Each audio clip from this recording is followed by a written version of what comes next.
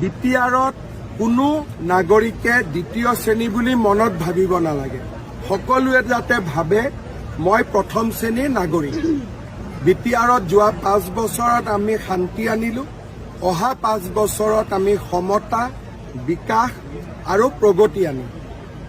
Sir কংগ্ৰেসেৰ শাসনকালত sir যথেষ্ট গোষ্ঠী সংঘৰ্ষ হৈছিল, এতিয়া আহি কৈ আছে কংগ্ৰেসে যুঁজ কৰিব বুলি। কংগ্ৰেছে নিজে ইয়াতে গোষ্ঠীগত সংঘৰ্ষ লগোৱাইছিলে, কংগ্ৰেছে সাম্প্ৰদায়িক সংঘৰ্ষ লগাইছিলে আৰু কংগ্ৰেছক সেইকাৰণে বিপিআৰৰ ৰাইজে প্ৰত্যাখ্যান কৰিছে।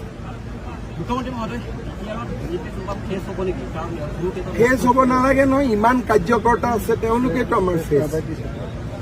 গোটেই আমাৰ ইমান কাৰ্যকৰ্তা আছে, তেওঁলোকেতো আমাৰ ফেচ। আৰু আমাৰ আটাইতকৈ ডাঙৰ ফেচ হ'ল নৰেন্দ্ৰ মোদী।